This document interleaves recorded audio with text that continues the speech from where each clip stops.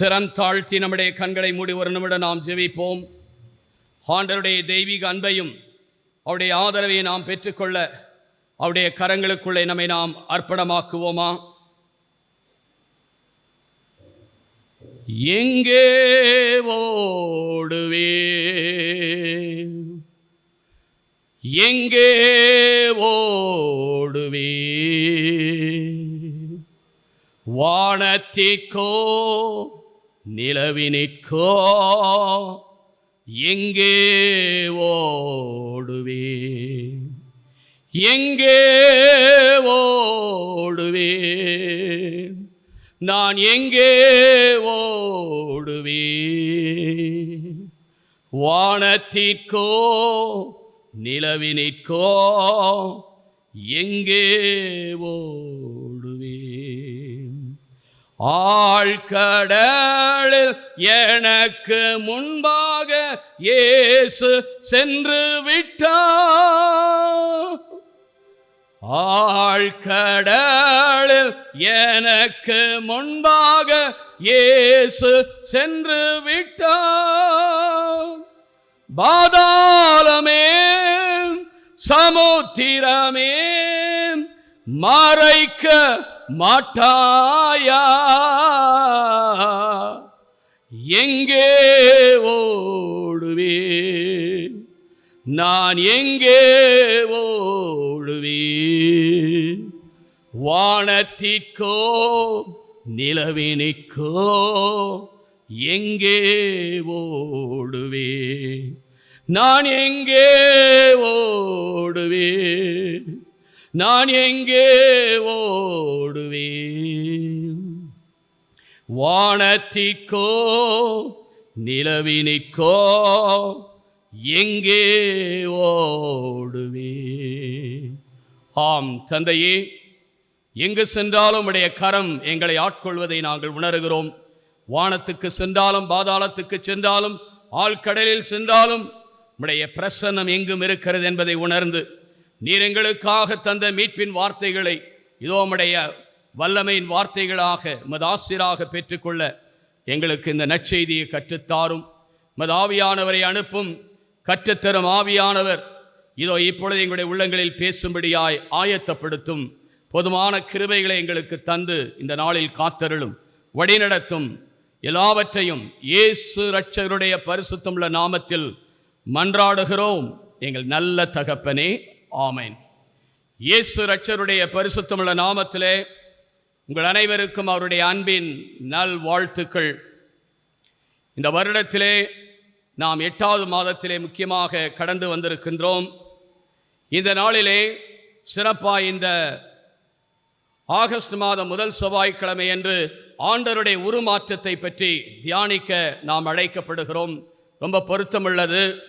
ஆண்டவர் உருமாற்றம் பெற்று இந்த உலகத்தை மாற்றியது போல இதோ நாமும் மாற்றப்பட்டு தேவனுக்குள் நாம் நிறைவான வாழ்வை வாழ அழைப்பு விடுக்கின்றார். ஆகவேதான் அன்பார்ந்த சகோதர சகோதரிகளே, இந்த உருமாற்றம் தாபோர் மலையில் ஏற்பட்ட இந்த இறை அனுபவத்தை நாம் நம்முடைய குடும்பத்தாரும் பெற்றுக்கொள்ள நம்மை நாம் ஒப்புக்கொடுப்போம். இன்று வாசிக்கப்பட்ட முதல் வாசகம் 2வது பேதுரு கடிதம் முதல் அதிகாரம் 14-18 வசனங்களும், நான் வாசித்த மார்க் நற்செய்தி 9வது அதிகாரம் 2-13 வசனங்கள் ஆண்டவருடைய உருமாற்றத்தை எடுத்து கூறுகின்றன. அந்த உருமாற்றம் எங்கே நடந்தது? Where this transfiguration has taken place. எங்கே இது உருமாற்றம் ஏற்பட்டது, நடந்தது? தாபோர் மலையிலே அது நடந்தது. ஆண்டவர் ஒரு உயர்ந்த மலைக்கு அவர்களை அழைத்து சொல்லுகிறார். அவர்களோடு பேதுரு, யாக்கோப்பு, யோவானை 3 பேரை உயர்ந்த மலைக்கு அழைத்து செல்கிறார். இந்த நற்செய்தியானது சினாப்டிக் காஸ்பில் என்று சொல்லக்கூடிய மத்தேயு, மார்க், லூக்கா இந்த 3 நற்செய்தியிலும் இருக்கு ஒத்துமை நற்செய்தி சினாப்டிக் காஸ்பில். இதில் மத்தேயு 17வது அதிகாரத்தில் இந்த பகுதி இருக்கிறது. மார்க் நற்செய்தியிலே 9வது அதிகாரத்திலும் லூக்கா நற்செய்தி 9வது அதிகாரத்திலே இந்த பகுதி எழுதப்பட்டிருக்கிறது. முக்கியம் ஏனென்றால் மத்தேயு நற்செய்தி 17வது அதிகாரம் அந்த நடுப்பகுதி, அதே போல மார்க்கிலே 9வது அதிகாரம் நடுப்பகுதி, லூக்கா 9வது அதிகாரம் அதுவும் நடுப்பகுதி. ஏனென்றால் ஆண்டவர் தன்னை வெளிப்படுத்திய பிறகு அதில் மிகச்சிறப்பாய் பேதுருடைய விசுவாச அறிக்கை சொன்னபடி மக்கள் எல்லாரும் என்னை பற்றி என்ன சொல்லுகிறார்கள்? மத்தேயு 16வது அதிகாரத்தை வாசித்து பாருங்கள். What do the people say that I am? சரி, ஒருவர் இறைவாக்கினர், எலியா தீர்க்கதரிசி, எரேமியா என்றெல்லாம் சொல்லுகிறார்கள். ஆனால் நீங்கள் என்ன what do you say that I am? நீங்கள் என்னை பற்றி என்ன சொல்லுகிறீர்கள் என்று கேட்டபோதுதான் பேதுரு சொல்லுவார், நீரே மெசியா, நீரே கடவுளுடைய குமாரன், உலகிற்கு வரவிருந்தவர் என்று சொன்னவுடன் இந்த உண்மையை not the flesh and the blood, இரத்தமும் மாமிசம் உனக்கு வெளிப்படுத்தவில்லை, இதோ உன் வானகத் பிதா உனக்கு வெளிப்படுத்தினார். ஆகவே உன் மீது என் திருச்சபையை கட்டுவேன், நரகத்தின் வாசல்களை மேற்கொள்ளாது என்று விசுவாச அறிக்கை சொல்கிறார். இதை தான் மார்க் 8வது அதிகாரத்தில் இருக்கிறது. நான் வாசித்தது 9வது அதிகாரம் மார்க்கிலே. இதற்கு முன்னால் அந்த விசுவாச அறிக்கை இருக்கிறது. அதே போல லூக்கா 8வது அதிகாரத்திலும் இந்த அவருடைய விசுவாச அறிக்கை இருக்கிறது. ஆனால் அங்கே அதற்கு முன்னால் 3 தடவை ஆண்டவர் தன்னுடைய பாடுகளை பற்றி குறிப்பிடுகிறார். அதிலே முதலாவது பாடுகளை பற்றி சொல்லும்போதுதான் மத்தேயு நற்செய்தியிலே 16வது அதிகாரம் 20 23 வசனங்களை வாசித்து பாருங்கள். மானிட மகன் மூப்பர்களாலும் தலைமை குருக்களாலும் புறக்கணிக்கப்படுவார், அவரை அவர்கள் புறம்பே தள்ளுவார்கள், அவரை கொலை செய்வார்கள், ஆனால் 3ஆம் நாள் உயிர் தள்ளுவார். பேதுரு சொல்லுவார், அதெல்லாம் நடக்காது, வேண்டாண்டவரே, நீங்கள் ஏன் சாகணும், நீங்கள் நல்லா தானே இருக்கணும், போ பின்னாலே சாத்தானே. மத்தேயு 16:21 சொல்லும், போ பின்னாலே சாத்தானே என்று சொல்லி get behind me Satan, not get away Satan, get behind me Satan, என் பின்னாலே போ, என்னுடைய பாதையில் நீ குறுக்கீடாக இருக்க, மனித பிரகாரமாய் எண்ணுகிறாய், தேவனுடைய சித்தத்தை நீ அறியாமல் மனித பிரகாரமாய் எண்ணுகிறாய் என்று சொல்லுகிறார். எனக்கு அருமையான சகோதர சகோதரிகளே, இந்த தாபூர் மலையிலே அவர் கூட்டிக் கொண்டு போவதற்கு காரணம் தன்னுடைய மகிமையை, தன்னுடைய மாட்சிமையை, கடவுளுடைய குமாரன் எந்த அளவுக்கு மாட்சிமை பெற்றிருப்பார், மகிமைக்கு மேல் மகிமை அவர் வெளிப்படுத்துவதை தான் அந்த நிகழ்ச்சியிலே காண்கிறோம். இதை குறித்து ஒரு 4 கருத்துகள் ஆண்டவர் எனக்கு இந்த வெளிப்படுத்தின உண்மைகளை நான் உங்களோடு பகிர்ந்து கொள்ள விரும்புகிறேன். முதலாவதாக, இந்த உருமாற்றத்திலே என்ன நடக்கிறது என்றால், மோசே இருக்கிறார் ஒரு பக்கம், மறுபக்கம் எலியா இருக்கிறார். இவர்கள் யார்? Was Moses. மோசே யார்? இதோ இஸ்ராயல் மக்களை அடிமையில் இருந்து வெளிக்கொண்டு வந்தவர் என்பதை விடுதலை பயண புத்தகத்திலே பார்க்கிறோம். அது 3வது அதிகாரத்தில் அவருடைய அழைப்பு கொடுக்கப்படுகிறது. அப்படி கொடுக்கும்போது அவரை இஸ்ராயல் மக்களுடைய காவலராக அல்லது சட்டத்தின் காவலராக இங்கே இருக்கிறார். இந்த பக்கம் எலியா தீர்க்கதரிசி இருக்கிறார், அவர் இறைவாக்கினுடைய காவலர், இஸ் a மேஜர் ப்ராஃபட், அவர் முக்கியமான ஒரு இறைவாக்கினராக இருக்க. ஆகவே தான் அவர்கள் இருக்கிறார். இதனுடைய காரணம் என்னவென்றால், இது பழைய ஏற்பாடு. அதை தான் ஆண்டவராக இயேசு கிறிஸ்து என்ன செய்கிறார்? முதலாவதாக மத்தேயு நற்செய்தி 5வது அதிகாரம் 17வது வசனத்தை வாசித்து பாருங்கள். இறை சட்டத்தையோ திருச்சட்டத்தை, இறைவாக்குகளை நான் அழிக்க வந்தேன் என்று நினைக்க வேண்டாம். இவங்க யாரு? மோசே திருச்சட்டத்துடைய காவலர், எலியா தீர்க்கதரிசி இறைவாக்கினர். I have not come to abolish the law, but I came to accomplish the law and the prophet. இந்த இறைவாக்குகள், இந்த சட்டத்தையும் இறைவாக்குகளை நிறைவேற்றினார். He accomplishes, அவர் அனைத்தையும் நிறைவேற்றுகிறவராக இருக்கிறார், முழுமைப்படுத்துகிறார். பழைய ஏற்பாடு ஒரு நிழல், புதிய ஏற்பாடு நிறைவை குறிக்கிறது. ஆகவேதான் திருச்சட்டத்தையோ இறைவாக்குகளையோ நான் அழிக்க வந்தேன் என்று நினைக்க வேண்டாம், நிறைவேற்ற வந்தேன் என்று சொல்லுகிறார். என்னத்தை நிறைவேற்றினாரு? எத்தனையோ சட்டங்கள் இருந்த 10 கட்டளையே எடுத்துக்கொள்ளுங்கள். இந்த 10 கட்டளையே இருந்தாலும் கூட அன்பு, நம்ம சின்ன குறிப்பிடத்தில் வாசிக்கிறோம். இந்த 10 கட்டளை எத்தனை கட்டளையில் அடங்கும்? 2 கட்டளை. மேலாக உன் தேவனை அன்பு செய்வாயாக, உன்னைத்தான் அன்பு செய்வது போல. இந்த 10 கட்டளையை சுருக்கி ஒரே கட்டளை அன்பு, தி கமாண்ட்மெண்ட் ஆஃப் லவ். மத்தேயு நற்செய்தி 22வது அதிகாரத்திலே பார்க்கிறோம். எல்லா கட்டளைகளுக்கும் சட்டங்களுக்கும் அடிப்படையாக இருப்பது இந்த அன்பின் கட்டளை. முழு உள்ளத்தோடும், முழு ஆன்மாவோடும், முழு சரீரத்தோடு உன் தேவனாகிய ஆண்டவரை அன்பு செய்வாயாக. ஆகவேதான் அந்த சட்டம் மனிதனுக்கு விடுதலை கொடுக்கவில்லை. இறைவாக்குகளும் அப்படிதான். இறை வார்த்தை இறைவாக்குகள் அறிவித்தார்கள், ஆனால் அவர்களை விடுதலையாக்கி அவர்களை மீட்பு கொண்டு வர முடியவில்லை. இதெல்லாம் ஆண்டவராகிய இயேசு கிறிஸ்து என்ன செய்கிறார்? தன் மீது ஏற்றுக்கொண்டு. இது இன்னொரு விளக்கம் சொல்லப்படுகிற கொலோசியர் 2:14 வாசித்து பாருங்கள். நமக்கு எதிரான பல விதிகள் கொண்ட கடன் பத்திரம் இருந்ததை சிலுவையில் ஆணி அறைந்து ஒழித்து விட்டார். அதே போல எரேமியா தீர்க்கதரிசி 31வது அதிகாரம் 31-35 வசனங்களை வாசித்து பாருங்கள். பழைய உடன்படிக்கை போல் அல்ல, அவர்கள் மீறிவிட்டார்கள். ஆனால் நான் இப்பொழுது உங்களோடு ஒரு புதிய உடன்படிக்கை, நியூ கவனன்ட், உங்களோடு ஒரு புதிய உடன்படிக்கை செய்ய போகிறேன். என்னுடைய சட்டத்தை உங்களுடைய உள்ளத்தில் எழுதுவேன். I write the commandment in your heart. உங்களுடைய உள்ளத்திலே அந்த சட்டங்களை எழுதுவேன் என்று சொல்லிவிட்டு, இதோ உங்கள் பாவங்களை நான் நினைவு கூற மாட்டேன். I will not remember your sins. அப்போ இந்த கட்டளையும் சரி திரைவாக்குகளும் மனிதனுக்கு மன்னிப்பு என்பது இல்லாமல் இருந்து மனிதனை விடுதலை கொண்டு வரவில்லை. அதற்கு நிறைவு தந்தவர் எதைதான் ரொம்ப அழகாக கலாத்தியர் 3:13 சொல்லுகிறார். இயேசு என்ன செய்தார்? இதோ சட்டத்தின் சாபத்திலிருந்து மனிதனை விடுதலையாக்க தன் மீது சுமந்து அதுக்கு பரிகார பலியாக அட்டோனிங் சாக்ரிஃபைஸ், இந்த சட்டத்தின் சாபத்தை எல்லாம் தன் மீது சுமந்து மரத்தில் தொங்குகிறவன் சபிக்கப்பட்டவன் என்பதை நாம் அறிகிறோம். ஆகவே சட்டத்தின் சாபத்திலிருந்தும் இறைவாக்குகளின் சாபத்திலிருந்து நம்மை விடுதலையாக்க அவர் என்ன செய்தார் என்றால் சிலுவையில் தன்னுடைய ஜீவனை கொடுத்து மீட்டு நமக்கு மன்னிப்பை கொடுத்தார். ஆகவே தான் அதை நிறைவு செய்கிறவராக இருக்கிறார். ஆகவே தான் பழைய மத்தேயுவில் பார்க்கிறோம், பகைவனுக்கு வெறுப்பு அயலானுக்கு அன்பு செய் என்று நீ சொல்ல கேள்விப்பட்ட நான் உங்களுக்கு சொல்ல என்னுடைய பகைவரின் அன்பு செய் ஐ சே. ஆகவே இயேசு அப்படியே மாத்திர டேன் பண்றார். அப்படியே அதனுடைய அர்த்தம் என்ன? புதிய ஏற்பாட்டிலே நமக்கு மன்னிப்பு. பழைய ஏற்பாட்டில் மிருகத்தின் ரத்தம் மனிதனுக்கு மன்னிப்பு கொடுக்கப்படவில்லை, மீட்பு கொடுக்கப்படவில்லை. ஆனால் ஆண்டவராக இயேசு கிறிஸ்துவின் ரத்தம், எபிரேயர் புத்தகம் 9வது அதிகாரம் 22வது வசனம் சொல்ல, ரத்தம் சிந்துதல் இல்லாமல் மீட்பு கிடையாது. 1 யோவான் கடிதம் 1:7 வாசிக்கின்றோம், இயேசு கிறிஸ்துவின் ரத்தம் சகல பாவங்களை மன்னிக்க வல்லதாய் இருக்கிறது. எபேசியர் புத்தகம் 2வது அதிகாரம் 13வது வசனம் சொல்லுகிறது, இதோ நமக்கு எதிரான ஒரு சுவர் இருந்தது, பகைமை என்னும் சுவர் இருந்தது, அதை அவர் சிந்திய இரத்தத்தினால் நம்மை அருகில் கொண்டு வந்தார். எனவே அன்பார்ந்த சகோதர சகோதரிகளே, பழைய ஏற்பாடு மனிதனுக்கு விடுதலை கொடுக்கவில்லை, மீட்பு கொடுக்கவில்லை.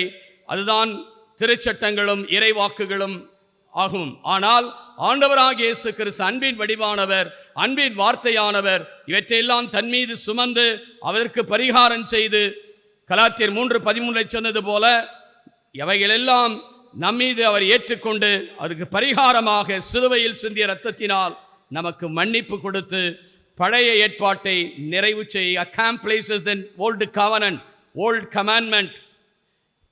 நம்ம பழைய ஏற்பாட்டிலையும் இருக்குது, கடவுள் அன்பு செய்ய பிறர் அன்பு செய்ய, அதெல்லாம் ரெண்டும் பிரிந்து இருக்கிறது. லேவியர் புத்தகம் 19வது அதிகாரத்தில் 2வது வசனத்தில் 7வது வசனத்தில் இருக்கிறது. ஆனால் வினைச்சட்ட புத்தகம் 6வது அதிகாரம் 4-5 வசனங்கள் இருக்கிறது. ஆனால் இயேசு கிறிஸ்து ஒருவர்தான் உன் தேவனை அன்பு செய்வது போல உன் அயலான அன்பு செய்வாக. இது ஒரே கட்டளையாக, அன்பு கட்டளையாக கொடுக்கிறார், மன்னிப்பையும் கொடுக்கிறார். நான் உங்கள் பாவங்களை நினைவு கூறுவதில்லை.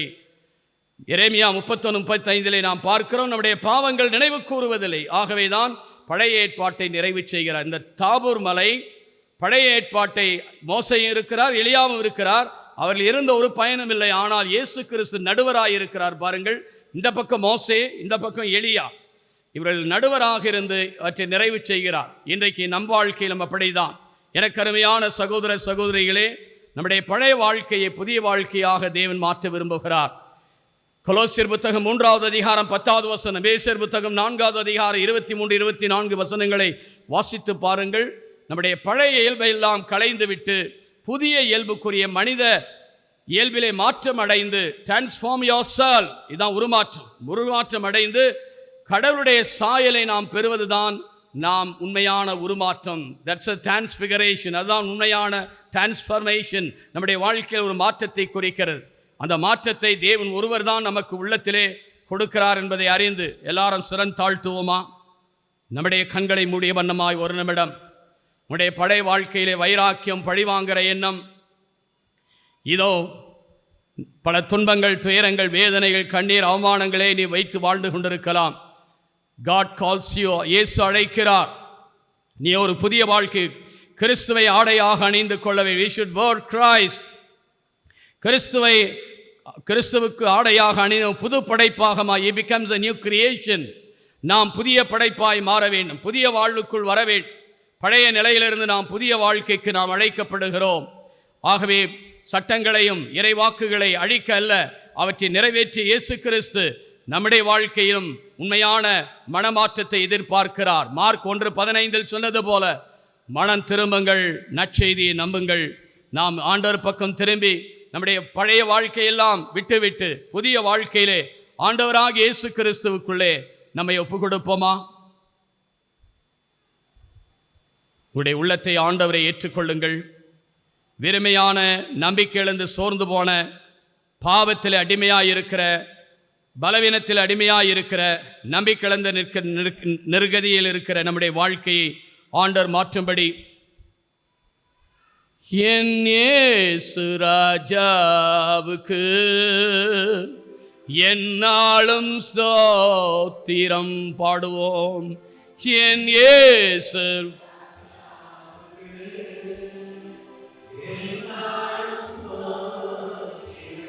என்னோடு வாழ்பவர்க்கு எந்நாளும் ஸ்தோத்திரம்.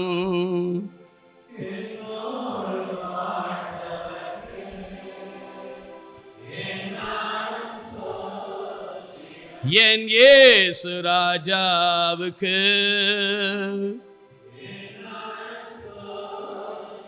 என்னோடு வாழ்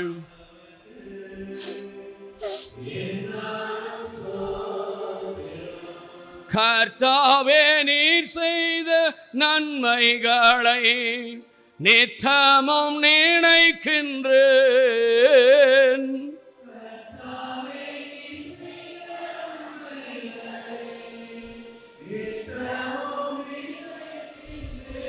முழு உள்ளத்தோடு உன்னாமம்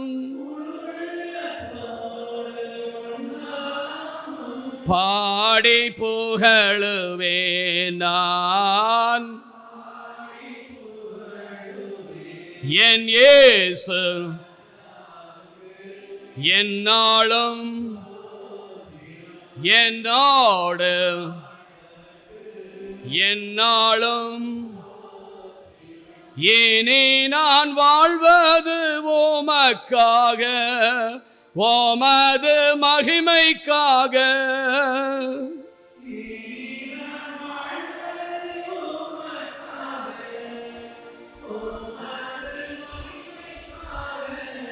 உன் அன்பை எடுத்து சொல்லுவேன்.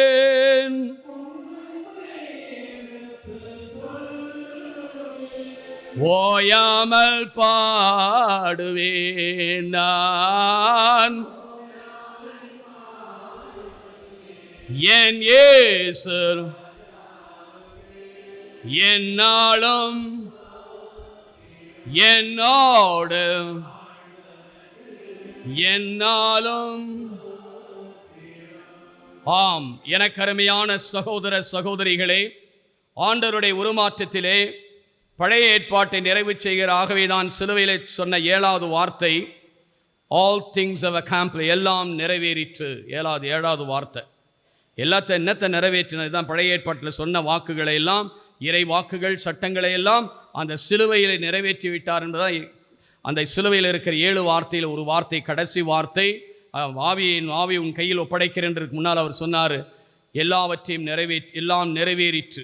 ஆல் திங்ஸ் ஹவ் அக்கம்ப்ளிஷ்ட், எல்லாவற்றையும் நிறைவேற்றி, உங்களுக்காக எனக்காக எல்லாவற்றையும் ஆண்டவர் நிறைவேற்றி விட்டதுனால இன்றைக்கு நீங்களும் நானும் எல்லாவற்றையும் நிறைவேற்றின. அவர் நிறைவேற்றின நமக்கு என்ன?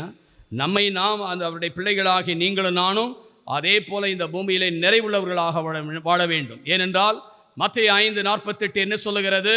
Be perfect as your heavenly Father is perfect.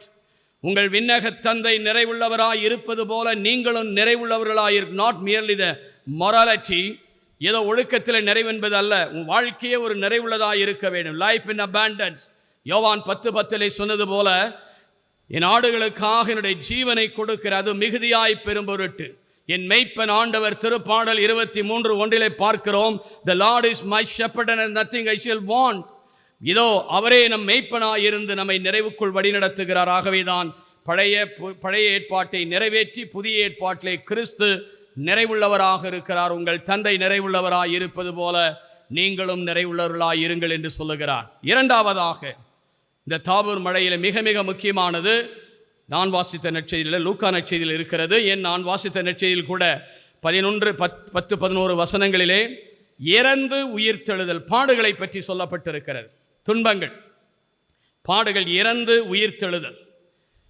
இங்கே நீங்கள் நல்லா கவனிக்கணும். யூ ஷுட் நோ, மோசே இணைச்சட்ட புத்தகம் 34வது அதிகாரம் 6-8 வசனங்களிலே அவர் ஆண்டவர் அடக்கம் செய்தார் என்று அவருடைய கல்லறை இல்லை. நாகப் மலையிலே, அந்த மலையிலே அவர் அடக்கம் செய்யப்பட்டார், அவருடைய கல்லறை இல்லை. நான் அந்த இடத்துக்கு போயிருக்க ஒரு வாய்ப்பு கிடைத்தது. அதில் பார்த்தா அவருடைய கல்லறை கிடையாது. அப்படின்னா அவர் செத்தாரா, அவர் அடக்கம் பண்ணாரா, என்ன ஆனாருன்னு தெரியாது. எலியா தீர்க்கதரிசியும் அப்படிதான். 2வது அரச புத்தகம் 2வது அதிகாரம் 6-7 வசனங்களை வாசித்து பாருங்கள். அவர் எரிகின்ற தேரிலே எலிசேயோடு போய் கொண்டிருக்கிற பொழுது அவர் பெத்தேல், எரிக்கோ இவைகளெல்லாம் கடந்து 3 இடங்களை கடந்து வருகிறார். கடைசியாக யோர்தானை கடந்து வந்த பிறகு அவர் எரிகின்ற தேரிலே அவர் விண்ணகத்துக்கு சாவை காணாமல் எடுக்கப்பட்டார். இதே போல ஏற்கனவே ஏனோக் என்பவன் 5வது அதிகார தொடக்கம் புத்தகத்திலே பார்க்கிறோம். அவன் ஆண்டவரோடு நடந்து கொண்டிருக்கும் போதே சாவை காணாமல் எடுத்துக்கொள்ளப்பட்டார். அதே போல எலியா தீர்க்கதரிசி எரிகின்ற தேரிலே சாவை காணாமல் எடுத்துக்கொள்ளப்பட்டார். ஆகவே இப்படி இவர்கள் இருவரும் சாவுக்கு ஒரு வினோதமாக இருக்கல. மோசையினுடைய கல்லறையும் அப்படிதான். அங்கே இருக்கிற 120 ஆண்டுகள் மோசை வாழ்ந்தான். பல்லு உதிர்க்கலையா, கண்ணு கெட்டு போலியா. இன்றைக்கி நம்ம கண்ணெல்லாம் கெட்டு கிடக்குது, நம்ம பல்லெல்லாம் உதிர்ந்து போய் கிடக்குது, எல்லாம் உடஞ்சி போய் கிடக்குது. அவர் 120 வயசு ஆகியும் அப்படி தான் இருந்தாராம். 34வது அதிகாரம் இணைச்சட்ட புத்தகத்தில் இறுதியிலே சொல்லப்பட்டிருக்கிறார். அவருடைய கண் மங்கவில்லை, அவருடைய பற்கள் இன்னும் உதிர்ந்து போகவில்லை. அப்படிப்பட்ட அந்த மோசே அவருடைய அடக்கம் செய்யப்பட அவருடைய கல்லறை அங்கு இல்லை என்று பைபிளிலே எழுதப்பட்டிருக்கிறார். எனக்கு அருமையான சகோதர சகோதரிகளே, இங்கே ஒன்னொருத்தர் நிற்கிறார். இவர் மரித்தார். இயேசு கிறிஸ்து மரித்தார். He died. திருவெளிப்பாடு புத்தகம் 1 அதிகாரம் 17வது வசனத்தை வாசித்து பாருங்கள். I died but I live forever and ever. மரித்தேன், ஆனால் சதாகாலம் ஜீவிக்கிறேன். கடவுள் மரிக்கக்கூடாது. He should not die. God should not die. ஆனால் உங்களுக்காக எனக்காக 1 தெசலோனிக்கர் 5:10 பார்க்கிறோம், நாம் வாழ நம் தேவன் மரித்தான். நாம் வாழணுன்றதுக்காக நம் தேவன் மரித்தார். யாராவது மரிப்பாங்களா நம்ம வாழ்றதுக்கு? நீ போனால் எப்படி கேர்கட்டு போன்னு விடுவாங்க. ஏனென்றால் ரோமர் புத்தகம் 3:23 நாம் பார்க்கிறோம், பாவத்தின் சம்பளம் மரணம். எல்லா மனிதனும் பாவம் செய்து தேவனுடைய மகிமை இழந்திருக்கிறோம் என்று ரோமர் புத்தகம் 3:23 சொல்லப்பட்டிருக்கிறது. அதே ரோமர் 6:23 நாம் என்ன பார்க்கின்றோம்? பாவத்தின் சம்பளம் சாவு, மரணம். The wages of sin is death.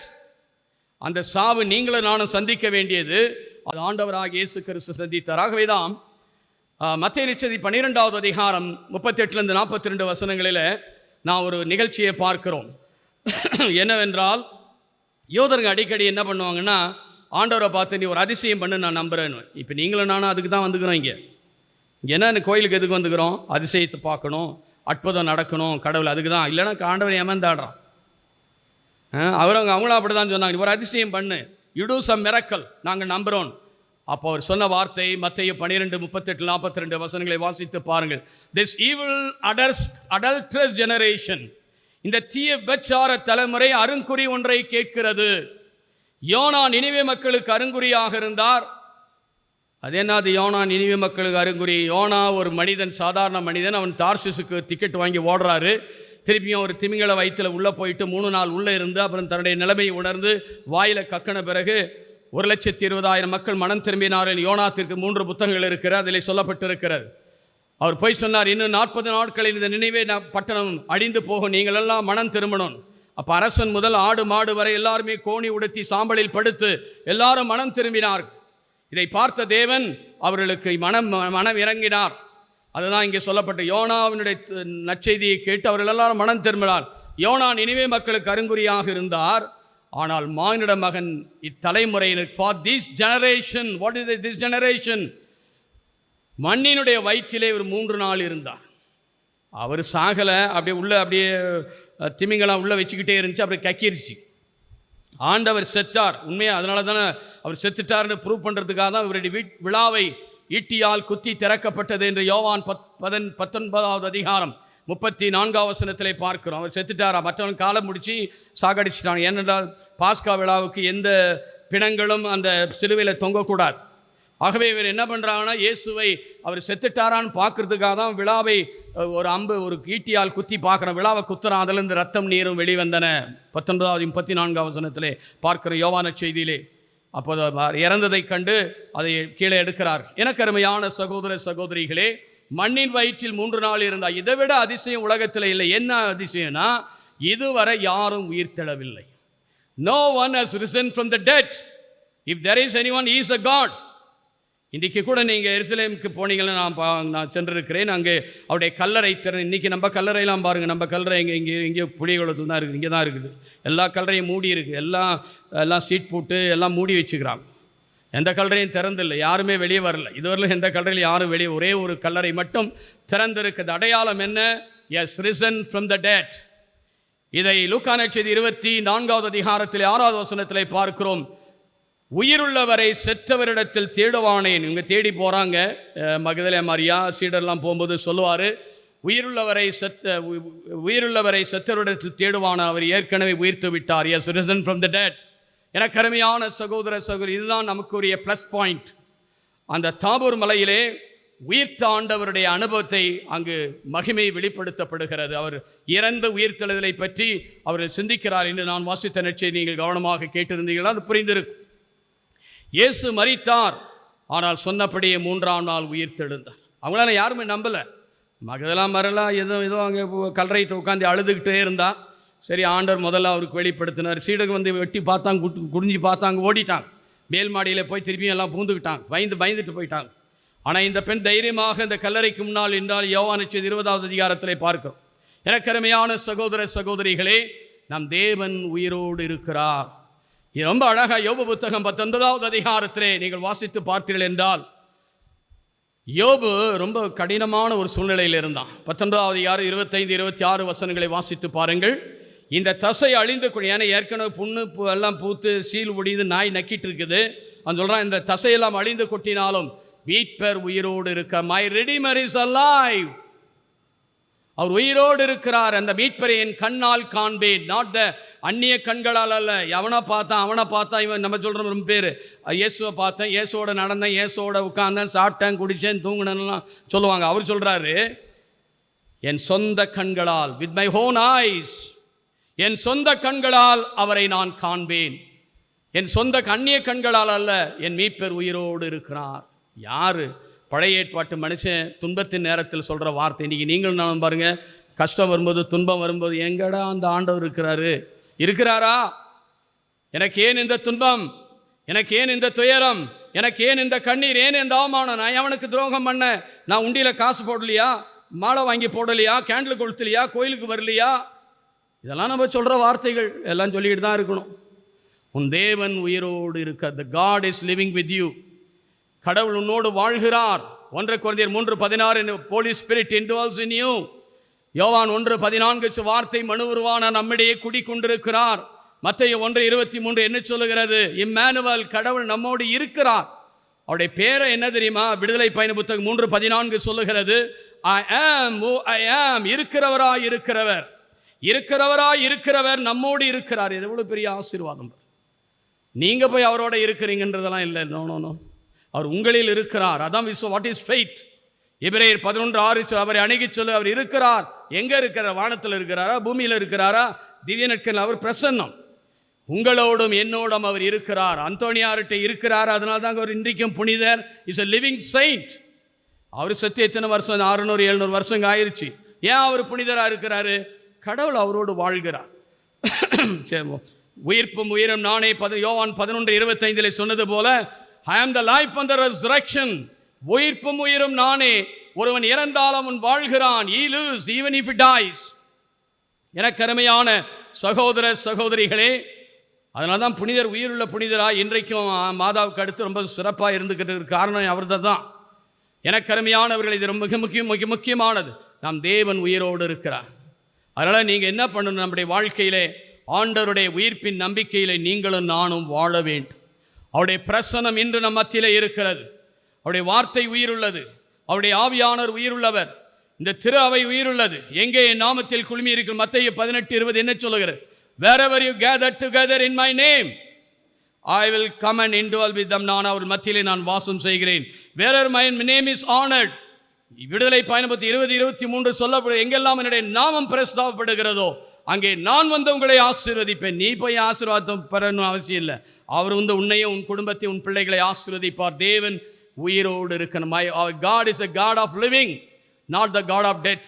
இதில் ஒரு விளக்கத்தை மட்டும் நான் சொல்ல விரும்புகிறேன். விடுதலை பயண புத்தகம் 3வது அதிகாரத்தில் எத்ரா மாமனை ஏமாற்றிட்டு மோசே வந்து ஆடுகளை மேய்ச்சிட்டு இருக்கிறார்.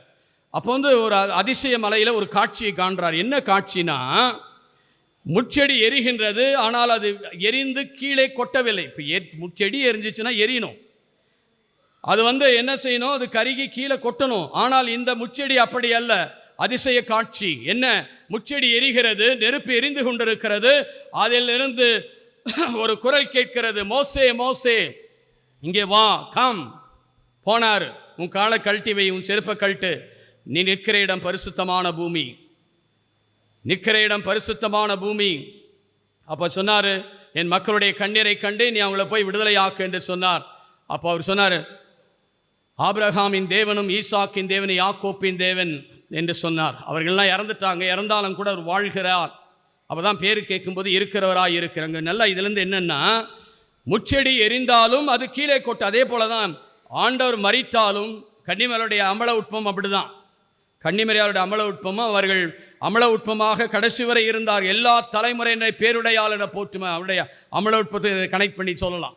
இயேசுனுடைய மாறாத்தன்மை எதில் இருக்கிறது என்றால், அந்த முச்செடி எரிந்து கொட்டாமல் அப்படியே எரிந்து கொண்டிருந்தது போல தேவன் இன்றும் உயிரோடு இருக்கார். அந்த இடத்துல சொல்லுவார், ஆபிரகாமின் தேவனும் ஈசாக்கின் தேவனும் யாக்கோபு. ஆபிரகாம் எங்க, ஈசாக் எங்க, யாக்கோப் எங்க, எல்லாம் போயிட்டாங்க. ஆனாலும் அங்கே உயிருள்ள தேவனாக தன்னை வெளிப்படுத்துகிறார்.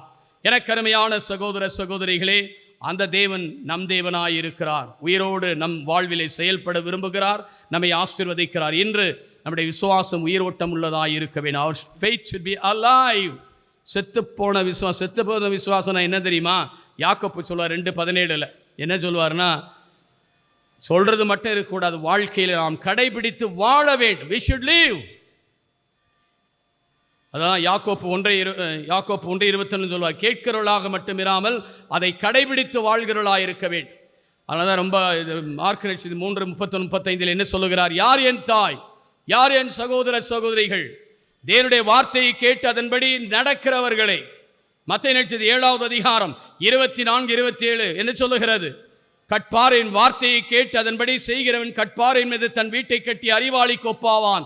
மழை பெய்தது, வெள்ளம் வந்தது, புயல் அடித்தது, வீட்டில் மேல் மோதியது, ஆனால் அது விடவில்லை. இன்னைக்கு எத்தனையோ வீடெல்லாம் அழிஞ்சு போய் கிடக்குது பாருங்க. வயநாட்டில் இப்படி எல்லாம் வாரிட்டு போயிட்டு இருக்கு. அங்கே மட்டும் நினைக்காதீங்க, நீங்கள் அதை நினச்சி அது அவங்கெல்லாம் போயிட்டாங்க, நாங்கள்லாம் நல்லா இருக்கிறோம். இதை குறித்து லூக்கா 13வது அதிகாரம் சொல்லுகிறது. இதோ சக்கரையா காலத்தில் பலி கொடுத்தான் என்பதற்காக அவங்க எல்லாம் மோசமானவங்கள்ல. அதே போல் செலோவாமிலே 18 கோபுரம் விழுந்து 18 பேர் கொன்றதினாலே அவங்களாம் மோசமானவங்க நினைக்காதீங்க. நீங்களும் மனம் திரும்பாவிட, unless you repent, நன்றாக கவனித்துக் கொள்ளுங்கள். நீங்களும் இது எதுனா இதெல்லாம் என்ன நமக்கு என்ன அறிவுறுத்துகிறது என்றால், you should repent. நீ மனம் திரும்பவில்லையால் நீங்களும் இவ்வாறு தான் அழிவீர்கள். நாளைக்கு ஏன் கோயம்புத்தூர் வரக்கூடாது? கோயம்புத்தூர் தான் அந்த லிஸ்ட்டில் இருக்குது. ஊட்டி கோயம்புத்தூர்லாம் அந்த லிஸ்ட்டில் இருக்குது. என்றைக்கு வாரிட்டு போகுது தெரியாது. ஆண்டருடைய முடிவும் அப்படி தான் இருக்கு. நீங்களும் மனம் திரும்பாவிடில் நீங்களும் இவ்வாறு தான் அழிந்து போவீர்கள் என்று சொல்லப்பட்டிருக்கிறது. ஆகவே அங்கே வயநாட்டில் போனவங்க, இந்த சுனாமியில் எல்லாம் வாரிட்டு போனவங்கெல்லாம் வந்து ரொம்ப மோசமானவங்க. வீடு இடிஞ்சு இல்லை ஆக்சிடெண்ட்டில் செத்தெல்லாம் அவன் பாவம் செஞ்சு பாவத்தினால் விழுந்தான், அப்படியெல்லாம் ஒன்றும் கிடையாது. உங்களுக்கும் எனக்கும் மனம் திரும்புவதற்காக தேவன் கொடுத்த உன்னத அழைப்பு. அவர் இன்றும் உயிரோடு இருக்கிறார். நாம் அவரோடு வாழ வேண்டும். அவரோடு இணைந்த அந்த உயிருள்ள வாழ்க்கையில் உயிருள்ள விசுவாசம் வெறும் பேச்சளவிலே, சொல்லளவிலே, வெறும் பேரளவிலே மட்டும் நாம் இராமல் வாழ்க்கையில் வாழ்கிற மக்களாய் நாம் இருக்க வேண்டும். இந்த அனுபவத்தை பெற எல்லாரும் சிரம் தாழ்த்துவோமா? நம்முடைய கண்களை மூடுவோம்.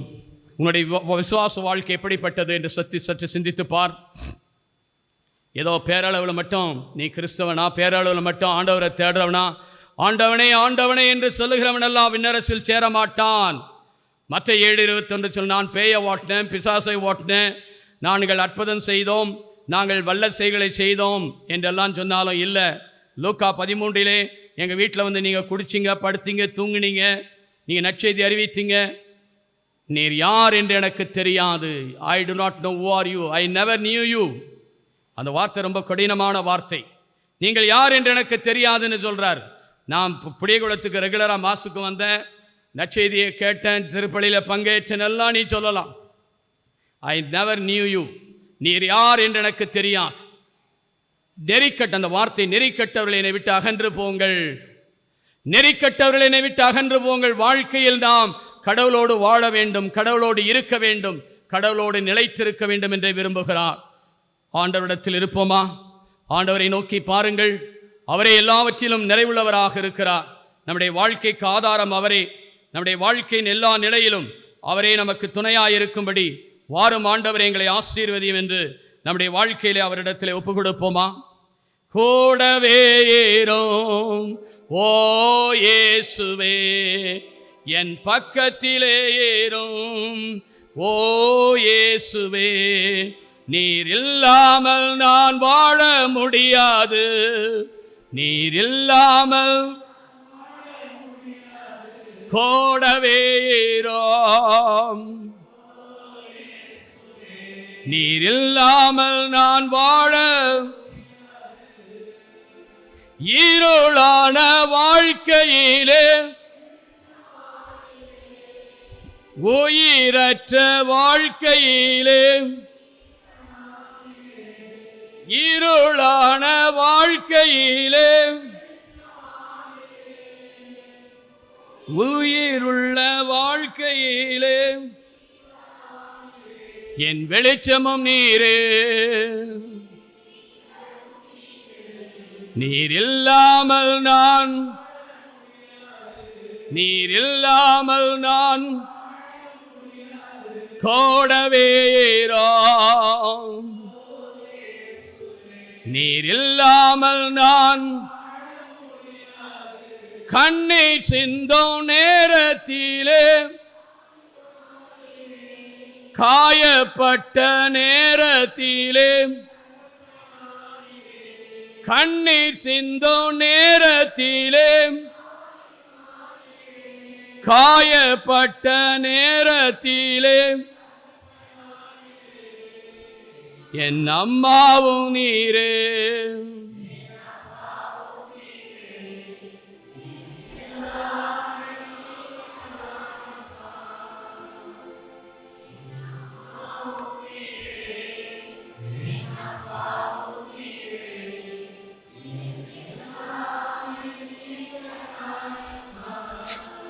கூடவே ஏறும், நீர் இல்லாமல் நான் கண்ணீர் சிந்தும் நேரத்திலே, தாயுமானீரே, காயப்பட்ட நேரத்திலே தகப்பனானீரே,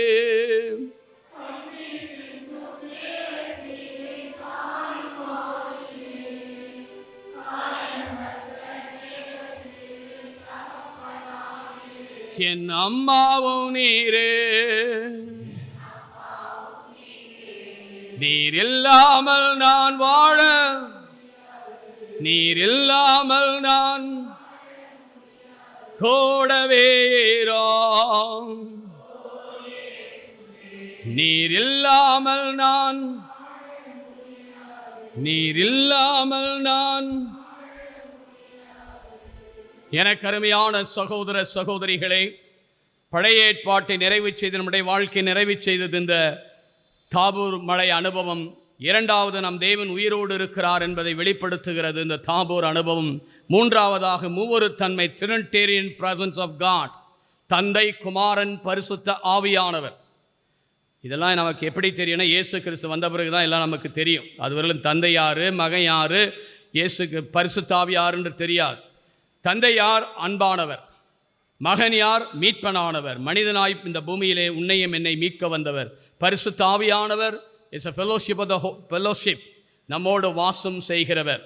இந்த கடவுளுடைய வல்லமையானவர், இந்த மூவொரு தன்மை மனிதனுக்குள்ளே இருக்கிறதை தான் அந்த தாபூர் மலை அனுபவம் சுட்டி காட்டுகிறது. அங்கே தந்தை என்ன செய்கிறார்? தந்தையை பற்றி ஒரு சில வார்த்தைகள் யோவான் நற்செய்தி 3:16 குறிப்பிடுகிறது. God so loved the world, he gave his only begotten son. கடவுள் இந்த உலகத்தின் மீது எவ்வாறு அன்பு கூர்ந்தார் என்றால் தன்னுடைய ஒரே பேரான மகனை இந்த உலகிற்கு அளிக்கின்ற அளவுக்கு அன்பு கூர்ந்தார். ரோமர் 8:32 சொல்லுகிறது, தன்னுடைய மகனையே நமக்கு கொடுத்து விட்டார் என்றால் வேற என்ன நமக்கு கொடுக்காமல் இருப்பார். He has given everything to us through the Son of our Lord Jesus Christ. கிறிஸ்து வழியாக நமக்கு எல்லாவற்றையும் ஆண்டவர் இயேசு கிறிஸ்து நமக்கு தரப்பட்டிருக்கிறார். He is our elder brother. ரோமர் 8:29 சொல்லுகிறது, நம்முடைய மூத்த சகோதரனாய் இருக்கிறார். அவர் வழியாக தான் நாம் தந்தையும் பேரும் பாக்கியத்தை பெற்றிருக்கிறோம்.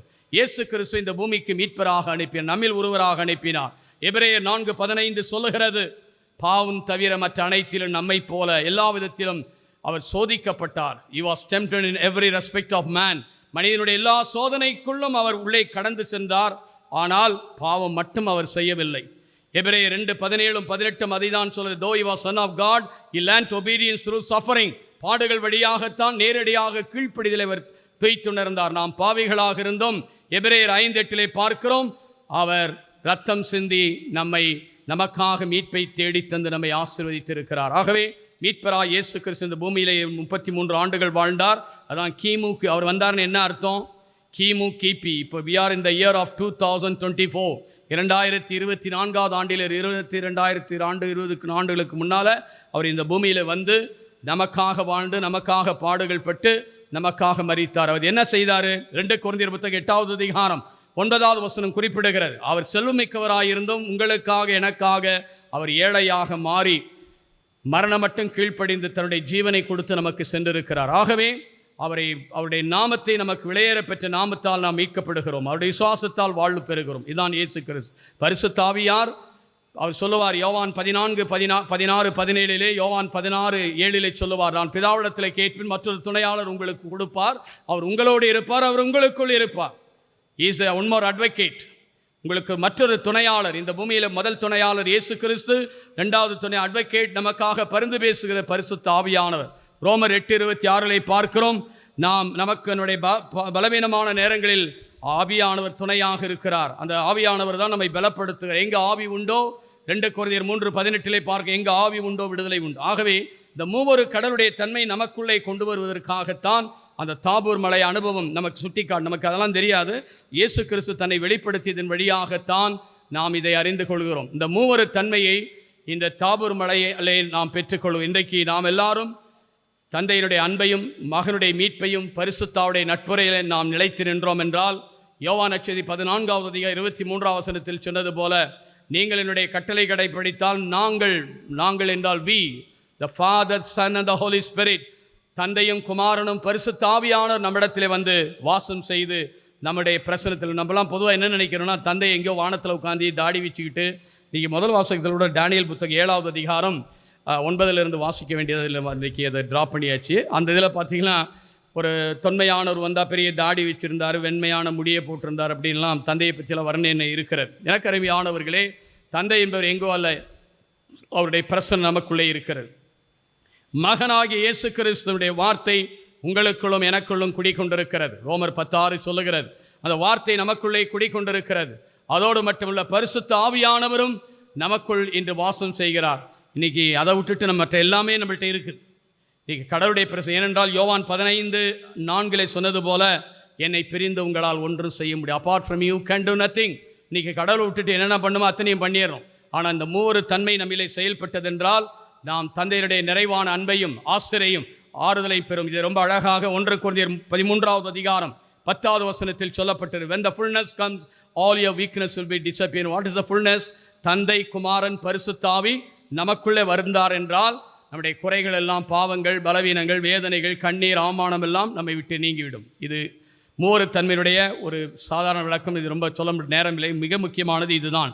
4வதாக மிக முக்கியமானது இப்பொழுது நான் சொல்லுவது தான் இந்த தாபூர் மலை அனுபவம். எனக்கு அருமையான சகோதர சகோதரிகளே, இந்த மோசே யார்? Who was Moses? இந்த மோசே வந்து ஆரோனுடைய சகோதரர். இவர் மாடு மேய்ச்சி ஆடு மேய்ச்சிக்கிட்டு இருந்தார். இவரை ஆண்டவர் தான் அழைச்சி இவரெல்லாம் பண்ணார். இந்த மோசே முதல் இயேசுக்கு முன்னடையாளமாக இருக்கிறார். இந்த மோசே வந்து உண்மையிலேயே பார்த்தீங்கன்னா, இதுதான் நான் சொல்கிறத நீங்கள் நன்றாக கவனிக்க வேண்டும். விடுதலை பயண புத்தகம் 24வது அதிகாரத்தில் இந்த 10 கட்டில் வாங்கிறதுக்கு முன்னால் 6 நாட்கள் நான் வாசிக்கும்போது 6 நாட்கள், அதே போல் 6 நாள் அங்கு மேகம் இருந்தது. பிறகு ஆண்டவர் அவர் அடைக்கிறார். அவரோட 3 பேரை கூட்டு போயிருந்தார். ஆரோன், நாதாப், ஏகு. அது இவங்க 2 பேரும் அவங்களுடைய பிள்ளை. இந்த ஆரோனுடைய பிள்ளைகள், அவங்களாம் குருக்கள். அப்புறம் 70 மூப்பர்களை அழைத்து கொண்டு மலைக்கு மேலே போகிறார். மலைக்கு மேலே போனால் ஒரு குறிப்பிட்ட டிஸ்டன்ஸில் அங்கேயே உட்கார வச்சிடுறார். நீங்கள் இங்கே இருங்க. அப்போ மோசே மட்டும்தான் ஆண்டவர் கூப்பிட்டார். ஆண்டவர் கொடுத்து அந்த 10 கட்டளையை கொடுக்குறார். அங்கே இந்த தாபூர் மலையிலே நடக்கிற அந்த ஒரு அனுபவத்துக்கு இங்கே முன்னடையாளமாக இருக்கிறது. அதே போல் இங்கே ஆண்டவராக இயேசு கிறிஸ்து 3 பேரை மட்டும்தான் கூட்டிகிட்டு போகிறார். யார் 3 பேர்? இவங்க யார் 3 பேர்? பேதுரு, யாக்கோப்பு, யோவான். இவங்க 3 பேரை தான் கெத்செமனே தோட்டத்துக்கு கூப்பிட்டு போகிறார். மத்தேயு 26வது அதிகாரத்திலே, மீண்டும் லூக்கா 5வது அதிகாரத்தில் யாருடைய வீட்டில் குழந்தையை உயிர்ப்பிக்கும் போது தலித்தாக்கும் என்று சொல்ல அந்த வார்த்தைக்கு முன்னால் அவங்கள ஒரு சாட்சியமாக வைத்திருக்கிறார். எனக்கு அருமையானவர்களே, இங்கு நாம் பார்க்க வேண்டியது, இந்த மோசேயை கடவுள் தண்டிச்சிட்டார். கடவுள் என்ன பண்ணார்? தண்டிச்சிட்டார். நீ என்னென்ன என்னாகும் 21வது அதிகாரத்தை வாசித்து பாருங்கள். அங்கே அவர் சொன்னார், நீ மலையை பார்த்து பேசு. Talk to the mountain. யாராவது பைத்தியக்காரன் தான் பேசுவானா? மலையில் மலை என்பது அர்த்தத்தைக்குரிய எல்லாமே சிம்பிள்ஸ். மலையை பார்த்து பேசினார். இவர் போய் டக்கா புக்கான்னு குச்சி எடுத்து இருமுறை அடித்தார். இயேசு ஒரு முறை தான் எக்காலத்துக்கும் அடிக்கப்பட வேண்டும். அதனால் இவர் இருமுறை அடித்த உடனே நடந்தது என்ன? தண்ணீர் வந்தது. அப்போ ஆண்டவர் சொன்னார், நீ பரிசுத்தத்தை பேணாமல், எல்லாருக்கும் இருக்க வேண்டிய விசுவாசம் உன்னிடத்தில் இல்லாதனால நீ காண வேண்டிய இந்த கானான் தேசத்தை, வாக்களிக்கப்பட்ட தேசத்தை நீ பார்க்கவே மாட்டேன். அதனால தான் மேலே கூட்டு போய் நீ பார்த்துக்கோ, கீழே போக முடியாதுன்ட்டார். அப்போ இவர் எப்படி இந்த மகிமையில் அவர் பங்கேற்றார்? அது நல்லா கவனிச்சுக்கும். அதே மாதிரி எலியா தீர்க்கதரிசி கூட 2வது அரசர் புத்தகம் 2வது அதிகாரத்தில் சாப காணாதே போனார். இவர் எப்படி இயேசுவோட மகிமையில் பங்கேற்றார் என்றால், நாம் விசுவாச பிரமாணத்தில் சொல்லுவோம், ஞாயிற்றுக்கிழமையில் சொல்கிறோம், அவர் பாதாளத்தில் இறங்கி, அவர் இறந்தபோது பாதாளத்தில் இறங்கி, நல்லா கவனிச்சுங்க, பாதாளத்தில் இறங்கி அதுக்கு முன்னால் இருந்தவர்களாம் உயிர்ப்பித்தார். அவர்களெல்லாம் மன்னிப்பு கொடுத்தார். அதுக்கு முன்னால் அதுக்கு பின்னால் வாசிப்பா 27 மத்தேயு 27வது அதிகாரத்தை வாசி பார்த்தீங்கன்னா, நிறைய பேர் கல்லறையிலிருந்து வெளியே வந்துட்டாங்க. கல்லறையிலிருந்து வெளியே வந்து அவர் உயிர்த்தெழுந்த பிறகு பலருக்கு காட்சி கொடுத்தார்கள். அவங்களோட அவருக்கு முன்னால் இருந்தவங்க எல்லாத்தையும் அவர் உயிர்ப்பித்தார். பாதாளத்தில் சென்றவர்கள், இயேசுக்கு முன்னால் இருந்தாலும் பாதாளத்துக்கு சென்றவர்கள், அவர்கள் எல்லாத்தையும் உயிர்ப்பித்தவர் ஆண்டவர் இயேசுக்கு. அதனால தான் கன்னிமரியால் புகழ் பாடல் எல்லா தலைமுறையினரும் என்னை பேருடையாள் என போற்று. எல்லா தலைமுறை எப்படி பேருடையாளாக போற்ற முடியும்? அவங்க வாழ்ந்த காலத்தில் அவங்க பின்னால் இருக்குன்னு சொல்லலாம். முன்னால் எப்படி இருக்கிற எப்படி சொல்லுவாங்க? இயேசு கிறிஸ்துவால். முன்னால் இருக்கிற மீட்டவர் இயேசு கிறிஸ்து தான். இயேசு தான் சென்ட்ரல் பாயிண்ட், மீட்புக்கு நடுத்தளமாக இருக்கிறவர்.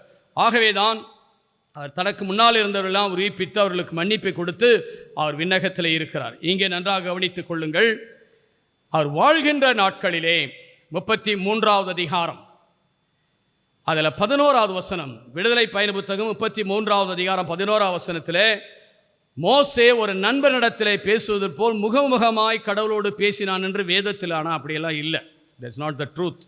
ஏன்னா இதே மோசே எபிரேயர் புத்தகம் 12வது அதிகாரம் 21வது வசனத்தை வாசித்து பார்த்தீங்கன்னா, அந்த அந்த சீனாய் மலையில் யாருமே அந்த மலையை எல்லாரும் மோசையை பார்த்து தூரத்தில் போயிட்டு உள்ள கூடாரத்துக்குள்ளே போயிருந்தோம். ஆடு மாடு கூட அந்த அந்த அந்த மலையில் மேய்க்கக்கூடாது, அவைகள்லாம் கொல்லப்படும். அவ்வளோ கொடூரமாக இருந்தது. மோசை எனக்கு இந்த வார்த்தைகள் கேட்டு அச்சமாக இருக்கிறது என்று சொன்னார். இனிமேல் இந்த வார்த்தையை நான் கேட்கக்கூடாதுன்னு சொல்லி மோசையை பயந்தார், கடவுளுடைய வார்த்தையை கேட்பார். அப்பேற்பட்ட மோசே என்ன சொல்கிறாருன்னா, அவர் முகமுக என்ன சொன்னால், அது கடவுளுடைய அனுபவத்தை பெற்றார் என்பதை தான் அப்படி சொல்லப்பட்டிருக்கு. ஆனால் அதே 33வது அதிகாரம் அதில் நீங்கள் பார்த்தீர்கள் என்றால், அவர் ஆண்டவரை பார்த்து சொல்கிறாரு. 6 வசனங்களை வாசித்து பாருங்கள். அங்கே, நான் உன் முகத்தை பார்க்க வேண்டும், I should see your beauty, நான் முகத்தை பார்க்கணுன்றார். மோசே கேட்குறார் ஆண்டவரை பார்த்து 33வது அதிகாரத்தில், நான் உன் முகத்தை பார்க்க வேண்டும். அப்போ ஆண்டவர் சொன்னார், என் முகத்தை பார்த்து நீ உயிரோட வாழ முடியாது. ஓல்ட் டெஸ்டமென்ட் கான்செப்ட் இது. ஏன்னா எல்லாரும் பாவத்துக்கு யாரும் ரத்தம் சிந்தலை. இயேசு கிறிஸ்து ஒருவர் தான் புதிய ஏற்பாட்டில் ரத்தம் சிந்தினால மன்னிப்பு இருக்கிறது, மீட்பு இருக்கிறது, விடுதலை இருக்கிறது, வாழ்வு இருக்குது, எல்லாம் இருக்குது. ஆனால் அவர் சொன்னார், நீ என்னை பார்த்து உயிரோட வாழ முடியாத தம்பி, நீ செத்து நீ அப்படின்வார். அப்போ என்ன பண்ணார்னா, நீ அந்த மலை முடுக்கிலே உள்ள குகைக்குள்ளே நில்லு, நான் கையால் மூடுவேன். அப்படியே தான் அந்த வார்த்தையை, கையால் மூடுவேன், நான் போன பிறகு என் பின்னால் இருக்கிறத பாருனர், see my back. அவர் பார்க்கணுன்னு ஆசைப்பட்டார். ஆனால் இங்கே பாருங்கள், தாபூர் மலையில் நேருக்குன்னா முகமுகமாக பார்த்து பேசுகிறார். இதுதான் புதிய ஏற்பாடு. பழைய ஏற்பாட்டில் எவனும் பார்த்தது கிடையாது. இதை நான் இன்னும் தெளிவாக சொல்லுகிறேன். யோவான் 1:18 சொல்லப்பட்டிருக்கிறது, கடவுளை யாரும் கண்டதில்லை, கடவுளுடைய குரலை யாரும் கேட்டதில்லை. அவருடைய மார்பிலிருந்து வெளிப்பட்ட ஆண்டவராகிய இயேசு கிறிஸ்து ஒருவர்தான் தந்தையை இந்த பூமிக்கு வெளிப்படுத்தினார். He only revealed the Father to the Son. தான் மத்தேயு நற்செய்தி 11:25 வசனத்தில் என்ன சொல்லப்பட்டிருக்கிறது? தந்தையே, விண்ணிற்கும் மண்ணிற்கும் ஆண்டவரே, ஞானிகளுக்கு வேகளுக்கு இவற்றையெல்லாம் மறைத்து குழந்தைகளுக்கு வெளிப்படுத்துவதால் நான் உன்னை புகழ்கிறேன். தந்தை யாருக்கு மகனை வெளிப்படுத்துவார், அவர்கள் வெளிப்படுத்துவார். மகன் யாருக்கு தந்தை வெளிப்படுத்த, அவர்கள் தான் வெளிப்பாடு கிடைக்கும். ஆகவே நண்பார்ந்த சகோதர சகோதரிகளே, அங்கே அவர் கையை வச்சு மூடிட்டார். மோசே 33 அதிகாரத்தில் விடுதலை பயண புத்தகத்திலே கையை வைத்து மூடுகிறார். அவருடைய பின்புறத்தை தான் அவர் பார்த்தார். இதை எலியாவும் அப்படிதான். எலியா 1 அரசர் புத்தகம் 19 அதிகாரத்தில் அவர் 18வது அதிகாரத்திலேருந்து பாகால் தீர்க்கதரிசிகள் ஒரு கான்டெஸ்ட் நடக்குது. என்னன்னா, அந்த 400 பேர் இந்த ஜெசபல் ராணி, ஆகாஸ் மன்னனுடைய மனைவி பேர் தான் ஜெசபல். அவ சாப்பாட்டு அறையில் 400 பொய் இறைவாக்கினர் உட்காந்து சாப்பிட்டுக்கிட்டு இருக்கிறானு. அப்போ இவர் சொன்னார், இதெல்லாம் பார்த்துட்டு தேவனுக்கே ரொம்ப பொறுக்க முடியாது. இவர் என்ன சொல்ல, எலியா தீர்க்கதரிசி சொல்வார், உண்மையான தேவன் யார்? அதில் 18:21 வாசி பார்த்தீங்கன்னா, நீ எவ்வளோ நாளைக்கு நுண்டிகளாக இருப்பீர்கள்? ஒன்று தேவன் ஆண்டவர் தேவன் என்றால் ஆண்டவரை பின்பற்றுங்கள், பாகால் தேவன் என்றால் பாகாலை பின்பற்றுங்கள். Follow the other god. இன்னைக்கு நம்ம இன்றைக்கி வேறு தெய்வம்னாக்க நீங்கள் வேறு மதம்லாம் இல்லைங்க. உன் பணம், உன் ஆங்காரம், உன் ஆணவம், தற்பெருமை, இதுதான் வேறு கடவுள். That is idolatry. நீங்கள் நினைக்காது வேறு தெய்வத்தை கும்பிட்றேன்னு. முதல்ல என்ன வேறு தெய்வம் என்ன தெரியுமா? உன் ஆணவம் இருக்குதே, அதுதான் வேறு தெய்வம். உன் பணம், உன் பெருமை, உன் புகழ், உன் செல்வாக்கு, இதை ஒரு தெய்வமாக நீ கும்பிட்டுட்டு இருக்கிற. நீங்கள் நிறைய பாருங்கள். அதை கொலோசியர் 3:5 வாசித்து பாருங்கள். சிலை வெளிப்பாடு என்றால் என்ன? பொருளாசை தான் சிலை வெளிப்பாடு. நீங்கள் ரொம்ப பேர் காசை தான், சத்தமாக சொல்லுங்க, காசை தான், என்ன சத்தமே காணும், காசை தான் கடவுளடா. எங்கே கடவுள்? கடவுள் காசு கடவுள் கொடுக்குற ஆசீர்வாதம். That's a blessing of God. காசு இல்லாதவெல்லாம் வாழ முடியாதா? உனக்கு அமைதி இருந்தால் போதுங்க, சந்தோஷம் இருந்தால் போதுங்க, ஹார்ட்டில் இருந்தால் போதுங்க. இந்த காசு தான் எல்லா பேயும் பிசாசும். 1 தீமோத்தேயு 6வது அதிகாரம் 10வது வசனத்தை வாசித்து பாருங்கள். பண ஆசை எல்லா தீமைகளுக்கு ஆணிவேர். மத்தேயு நற்செய்தி 19வது அதிகாரம், பணக்காரன் மோட்ச ராஜ்யத்தில். அப்படின்னா பணம் not the richness of the world. உன் ஆணவம், ஆங்காரம், தற்பெருமை, தண்டலம், ஜாதி பெருமை, மத பெருமை, நான் நல்லா பாடுறேன், நல்லா ஆடுறேன், நல்லா ஜெபிக்கிறேன், இது ஒரு பெருமை தான். சாத்தானா என்ன? ஆணவம். சாத்தான் விண்ணலை போல விளக்கண்டேன். லைட்னிங் பாருங்க, எப்போதுமே கீழே தான் விழும். விழுந்து போன ஆவி. திருவெளிப்பாடு புத்தகம் 12வது. சாத்தான் எங்கே வந்துச்சு? ஆணவத்தினாலே கீழே தள்ளப்பட்டவர்கள் தான் இந்த சாத்தான். ஆணவத்தினாலே அவர்கள் கீழே தள்ளப்பட்டார்கள். லைட்டு, லூசிஃபர், நானே லைட்டு, இந்த லைட்டான தேவனை நான் ஏன் கும்பிடணும்? Let him be worship. அவர் என்ன வணங்கட்டும்னா தள்ளினார் கீழே. தள்ளப்பட்ட ஆவிகள். எனக்கு அருமையான சகோதர சகோதரிகளே, நன்றாக கவனித்துக் கொள்ளுங்கள். இந்த போராட்டத்தின் மத்தியில் தான் எலியா தீர்க்கதரிசி சொன்னார், எவ்வளவு காலத்துக்கு நீங்கள் நொண்டிகளாக இருப்பீர்கள்? ஒன்று, ஆண்டவர் தேவன் என்றால் ஆண்டவரை பின்பற்றுங்கள், பாகால் தேவன் என்றால் ஃபாலோ த பாகால், அதை ஃபாலோ பண்ணுங்கன்னார். அப்போ தான் சரி, ஒரு டெஸ்ட் வச்சுக்கலாம். வானத்திலிருந்து அக்கினி யார் கொட்டுகிறார்களோ, நம்ம ஜெபத்துக்கு ஜெவிசாய்க்கிறோம், அவர் தான் உண்மையான தேவன். ஒரு டெஸ்ட் வச்சுக்கலாம். நீங்களும் பலி செலுத்துங்க, நானும் பலி செலுத்துகிறேன். யாருடைய பலி மேல் அக்கினி விழுகிறதோ அவர்கள் உண்மையான தேவன் என்று எலியா தீர்க்கதரிசி சொன்னார். அதே மாதிரி அவனுக்கு காலையிலிருந்து 400 பேர் கத்தியெல்லாம் எடுத்து குத்தி கிழிச்சி ரத்தம் வர வரைக்கும் மாதிரிலாம், கடவுளே வா, இறங்கி வா, நெருப்பே எரிஞ்சு இந்த ஆடு மாடெல்லாம் எரித்து பலி கொடுக்கணும்னு கேட்குறாங்க. ஒன்றும் நடக்கலை. மாலை அந்தி நேரம் வந்தது. எலியா வந்தார், பீடத்தை கட்டினார், மாடுகள் எல்லாம் வெட்டி கரிகள் வைக்கப்பட்டன, எல்லாம் கரிகளாக வைக்கப்பட்டது. ஆபிரகாமின் தேவனும் ஈசாக்கின் தேவன் யாக்கோப்பின் தேவனாகிய நீர் உண்மையுள்ளவர், நீர் அக்கினி அனுப்பு. ஒரே அந்த பாயிண்ட் ஆஃப் செகண்ட் அக்கினி அப்படியே வானத்தில் இருந்து. இட்ஸ் நாட் இதெல்லாம் கதையோ புராணமோ கிடையாது, ரியாலிட்டி, ட்ரூத். எப்படி ஆண்டவர் பிறந்தது உண்மை, எப்படி காலம் 2024 சொல்கிற மாதிரி இன்றைக்கு இருக்குது. ஆண்டவர் உயிர்த்தான என்ன அடையாளம் நீங்கள் கேட்கலாம். கல்லறை இருக்குதுங்க. அவர் செத்த மாதிரி. இப்போ இதுக்கு மோசே கூட கல்லறை காணும் வேதத்தில் சொல்லப்பட்டிருக்கிறது. ஆண்டவருடைய கல்லறை இன்று திறந்த கல்லறை இருக்கிறது. there's a proof. அந்த மாதிரி அவர் என்ன சொன்னார், அந்த அக்கினி கொட்டி அந்த பலிப்பிடத்தை சுட்டெரித்தது. அவர் அங்கே 400 பேரையும் கொண்டு தள்ளிட்டார். எலியா தீர்க்கதரிசி இதை பார்த்தா ஜெசபல் ராணி, அவர் பேயினே சொல்லப்பட்டிருக்கிறது அவளை பற்றி. ஜெசபல் ராணி, ஆகாஸ் மன்னனுடைய மனைவி ஜெசபல் என்ன பண்ணானா, இந்த இவரை விட்டா இவர் ரொம்ப பெரிய ஆளாயிருவார், இவரை கொன்னுறணும்னு சொல்லிட்டு இவரை கொல்ல தேடுகிறான். இவர் பயந்து ஓடுறாரு பாருங்க, பாவம். இவர் கடவுளுடைய மனிதன் பயந்து ஓடுறார். சூறை அப்படியே ஓடிக்கொண்டே இருக்கிறார். அங்கெல்லாம் பல இடங்களெல்லாம் சென்று கடைசியாக பாலைவனத்தில் சென்று ஒரு சூறை செடியில் படுத்து உணங்குறார். அது ஆமணக்கு செடி. அது ஒரு புழு கூட கடித்து அந்த வெயில் கடியில் படுத்து அந்த புழு கூட கடிச்சது விழுந்த உடனே அதுக்கு அவர் என்ன சொல்ல, நான் சாகுறது நல்லது, நான் ஏன் பிறந்தேன் அப்படின்லாம் சொல்லிட்டு இருக்கும்போது ஆண்டவர் தூங்கிடுறார். அப்போ தட்டி எழுப்பி வானத்தூதர் அவருக்கு உணவையும் ரொட்டியும் கொடுக்குறாரு. திருப்பியும் தூங்குறாரு. சொல்கிறார், இன்னும் 40 நாள் நீ நடந்து போகணும். அவங்க 40 நாள் நடந்து இந்த ஓரேப் மலைக்கு போகிறாரு. அந்த ஓரேப் மலையிலும் இவர் போய் அங்கே நிற்கிறார். அப்போ அவருக்கு என்ன ஆசைனா, ஆண்டவரை பார்க்க வேண்டும்.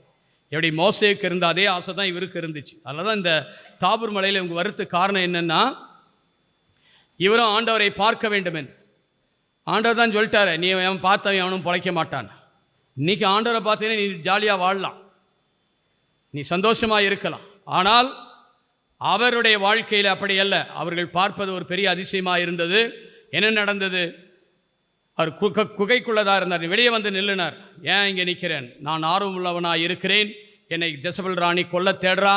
எல்லாரும் உண்மையான தேவனை விட்டு தவறான வழியில் சென்று கொண்டிருக்கிறார்கள், என்னையும் கொல்ல பார்க்கிறாள் என்று சொன்னபோது ஆண்டவர் சொன்னார், நீ வெளியே நில்லு. அப்போது பெரிய காற்று வீசுகிறது, வைல்டு வைண்ட், கொடுங்காற்று வீசியது. அதில் கடவுள் இருக்கிறாருன்னா பார்த்தா இன்றைக்கெல்லாம் நம்மளாம் பெரிய பெரிய கட்டடம், பெரிய பெரிய அதிசயம், அற்புதம் பார்த்து தான் கடவுள் இருக்கிறாருன்னு நினைக்கிறேன். சின்ன காரியத்தில் உங்கள் வீட்டிலேயே கடவுள் இருக்கிறாரு. அன்பாக இருந்தால் கடவுள் இருப்பார். வேர் there is love there is God. எங்கே அமைதி இருக்கிறாங்க ஆண்டவர் இருக்கிறார். நீங்கள் நினைக்கூடாது பெரிய பெரிய கட்டடத்தில், பெரிய பெரிய பில்டிங்கில், அதிசயத்தில், அற்புதத்தில் தான். அதிசயம் அற்புதம்லாம் இருக்குது, செகண்டரி. ஆண்டவர் இதை யோபு 8:7 சொல்வார், துவக்கம் அற்பமாக இருக்கும், முடிவும் சம்பூர்ணமாக இருக்கும்.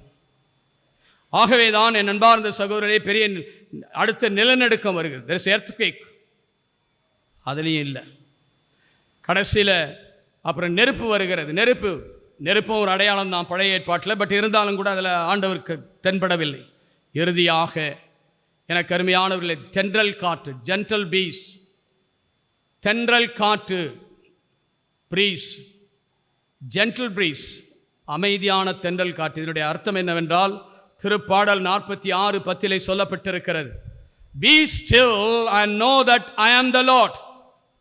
அமைதியாயிருந்து நானே தேவன் என்று கண்டுகொள்ளுங்கள். இன்றைக்கி ரொம்ப பரபரப்பு, கத்துறது, அதை பண்ணுறது, இதெல்லாம் இருக்குது. கத்தி ஜெபிக்கலாம் ஒன்றும் தப்பு கிடையாது. பட் அமைதியில் தான் கடவுள் செயல்படுகிறார். பி ஸ்டில், அமைதியாக இருக்கும். எங்கே நாமத்தில் நீங்கள் குழுமி அங்கே நான் இருக்கிறேன். அமைதியான தென்றல் காற்றிலே ஆண்டவர் கடந்து செல்லும் போது அவர் முகத்தை ஒரு மெல்லிய துணியால் மூடிக்கொண்டார். அப்போ அவர் சொன்னார், நீ போ, அசிரிய மன்னன் எசவேலை நீ அபிஷேகம் செய். அதே மாதிரி இஸ்ராயல் மன்னன் ஏகுவை நீ அபிஷேகம் செய். எலிசேவை உனக்கு பதிலாய் ஒரு சிஷியனா மாற்று. அவர் கொடுத்த அசைன்மெண்ட் பாருங்கள். தூங்கி வளைஞ்சிட்டு பயந்துக்கிட்டு இருந்தவரை பார்த்து 2 ராஜாக்கள், புறவினத்து ராஜாவை நீ அரசனாக்கு, இஸ்ராயல் மன்னனை அரசனாக்கு, உனக்கு பின்னால் எலிசேயோ இரட்டிப்பான ஆசீர்வாதம் வேண்டும் என்று கேட்க போகிற அந்த எலிசேவை அவர் அபிஷேகம் செய்ய அவருக்கு அதிகாரத்தை கொடுத்து அனுப்பினார். எனக்கு அருமையானவர்களே, இது எதுக்கே சொன்ன வந்தனா, அங்கே அவங்க பார்க்கல, ஆண்டவரை பார்க்கல. இந்த தாபூர் மலையில் 2 பேரும் முகமுகமாய் பேசினார். முகமுகமாய் பேசி கொண்டிருக்கிறார். அதை பார்த்து தான் பேதுரு என்ன சொல்லுகிறார், இங்கே இருப்பது எத்துணை நன்று, இங்கே இருப்பது எத்துணை நன்று. உனக்கொன்றும், மோசேக்கொன்றும், எலியாவுக்கொன்றும் 3 கூடாரம் அமைப்போம். இவங்க வெளியில தான் கிடக்கணும். இவங்களுக்கு கூடாரம் சரி, இவங்க கூடாரம் ஓப்பன் கூடாரம். மோசேக்கொன்றும் எலியாவுக்கொன்றும் கூடாரம் அமைப்போம். ஆனால் இங்கே இருப்பது எத்துணை நன்று. எனக்கு அருமையான சகோதர சகோதரிகளே, இன்றைக்கு நீங்களும் நானும் ஆண்டவரை காண வேண்டும். We should see God. We should listen to God. அந்த தாபூர் மலையினுடைய வார்த்தை என்ன? Listen to him. அவர் சொல்வதை கேள். நீங்க அவன் கேட்குறான், அவன் சொல்கிறதையும் இவன் சொல்கிறதையும் உலகம் சொல்கிறதையும் டிவி சொல்கிறதையும் யூடியூப் சொல்கிறதையும் அதையும் கேட்டு இதை கேட்டு ஃபேஸ்புக்கு இன்ஸ்டாகிராம் இதுங்களெல்லாம் கேட்குறாங்க. ஆண்டவரை கேட்குறதுக்கு யாருமே கிடையாது. ஏதோ இன்றைக்கி உட்காந்துருக்கிறீங்க, பரவாயில்ல, நல்ல சந்தோஷம். சில என்னன்னு சொல்லுவாங்க, என்ன சீக்கிரம் ஃபாதர் ஜெபிக்க மாட்டேன்றாரு. நம்மளுக்கு வேண்டியது ஜெபம் தானே, நமக்கு வேண்டியது ஆசீர்வாதம் தானே. ஆண்டவர் பேசுறதை எவன் கேட்கணும்? எனக்கு முதல்ல ஆசீர்வாதம் கொடுன்னு கேட்பான். எனக்கு அருமையான சகோதர சகோதரிகளே, இதை குறித்து மத்தேயு நற்செய்தி 13வது அதிகாரம் 16வது வசனம் சொல்லுகிறது. எத்தனையோ இறைவாக்கினர்கள் காண விரும்பினார்கள், காணவில்லை. எத்தனையோ அரசர்கள் பார்க்க வேண்டும் என்று விரும்பினார்கள், பார்க்க முடியவில்லை. உங்களுடைய கண்களோ பாக்கியம் பெற்றது. your eyes are blessed. உங்களுடைய காதுகளோ பேறு பெற்றது. because you can listen God. எவன் ஒருவன் ஆண்டவரை தேடுகிறான் அவன் கண்டடைவான். கேட்கிற எவனும் பெறுகிறான், தேடுகிற எவனும். நான் பொய் பேசல, நான் உண்மையை பேசுகிறேன். நான் என்ன அனுபவிக்கிறேன், நான் பேசி கொண்டிருக்கிறேன். எனக்கு இந்த ஆசை தான், ஆண்டவரை பார்க்க. நான் பார்த்தேன். தாவீது என்ன சொல்லுகிறார் பாருங்கள், திருப்பாடல் 24:7 இந்த 24:27 நாளிலே, நான் வேண்டுவதும் ஒன்றே விரும்புவதும் ஒன்றே, என் ஜீவிய காலம் முழுவதும் ஆண்டவருடைய இல்லத்தில் நான் குடியிருக்க வேண்டும். அவருடைய அழகை, அவருடைய திருமுகத்தை நான் காண வேண்டும். I should see his face, beauty. யோபு சொன்னது போல 19:24 குறிப்பிட்டு சொன்னேன் பார்த்தீங்களா? என் கண்களால் காண்பேன். நீங்கள் ஆண்டவரை பார்க்கறது உங்களுடைய வாழ்க்கையின் லட்சியமாக இருக்க வேண்டும். அவனை பார்க்கறது, இவளை பார்க்கறது, இந்த பணத்தை பார்க்கறது, இந்த கட்டடத்தை பெருசாகிறத பார்க்கறது, என் பிள்ளை கல்யாணத்தை பார்த்து, பிள்ளை பேத்தியை பார்த்து சாகிறது, அதெல்லாம் முக்கியம் இல்லையே. நீ யாரை பார்க்கணும் தெரியுமா? உன் தேவனாகிய ஆண்டவரை பார்க்க வேண்டும். உங்களுடைய கண்கள் பாக்கியம் பெற்றது, உங்களுடைய காதுகள் பாக்கியம் பெற்றது, உங்கள் இதயம் பாக்கியம் என்றால் உங்களுக்குள் இதயத்தில் தான் தேவன் வாசம் செய்கிறார். அந்த அனுபவத்தை தான் அந்த தாபூர் மலை அனுபவம் நமக்கு கொடுக்கிறது. அவர்கள் பேசிக்கொண்டிருந்தார்கள், இவர்கள் கீழே இருந்து இத்துணை நன்றி இங்கே இருப்பது. ஆகவே தான் என்பார்ந்த சகோதர சகோதரிகளே, ஜெபிக்க கற்றுக்கொள்ளுங்கள். Learn to pray.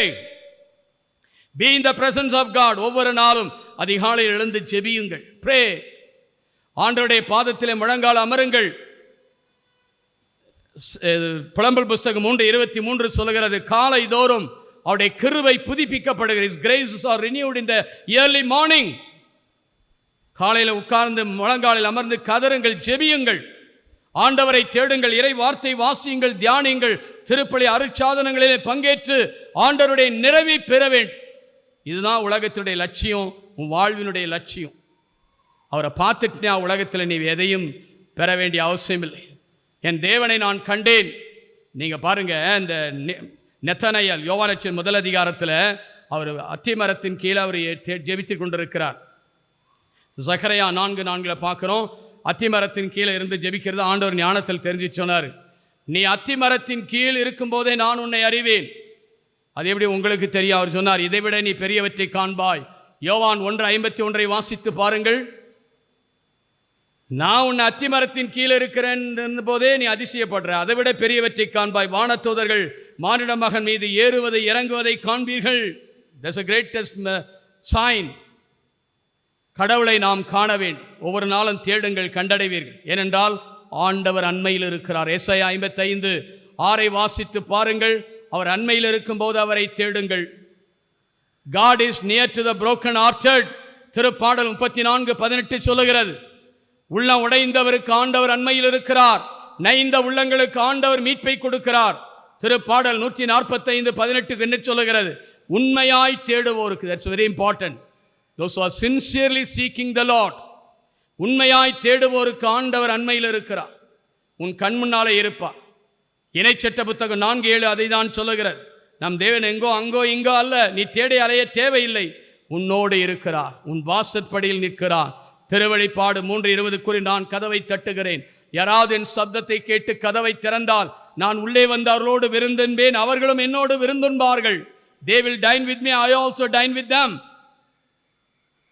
கடவுள் நம்மோடு வாசம் செய்து நமக்குள் இருக்கிற ஆண்டவரை கண்டுபிடிப்பது தான் விசுவாசம். எபிரேயர் 11:6 சொல்லுகிறது, அவரை அணுகிச் சொல்லுகிறவர் இருக்கிறார். எங்கே இருக்கிறார்? நம்மோடு இருக்கிறார், நமக்குள் இருக்கிறார், நம்மிலே இருக்கிறார். அந்த விசுவாச அறிக்கை தான் அந்த தாபூர் அனுபவம். உண்மையிலே நண்பார்ந்த சகோதர சகோதரிகளை, அவரை பார்க்க வேண்டும், அவருடைய குரலை கேட்க வேண்டும், நம் இதயத்தில் அவர் வாழ வேண்டும். அதுதான் புனித அந்தோனியார் செஞ்சது. இன்னைக்கு அதனால தான் ஒரு புனிதராக இருந்து நமக்கு ஒரு வழிகாட்டியாக இருக்கிறார். அதனால்தான் இயேசு குழந்தை கையில் ஏந்தும் பாக்கியத்தை பெற்றார். அவர் கையில் இருக்கிற அந்த இறை வார்த்தை, அந்த வார்த்தையினுடைய அடிப்படையில் அந்த வெளிச்சத்தில் அவர் வாழ்ந்தார். இன்றைக்கு நாமும் வாழ எல்லாரும் முழங்கால உட்காருவோமா?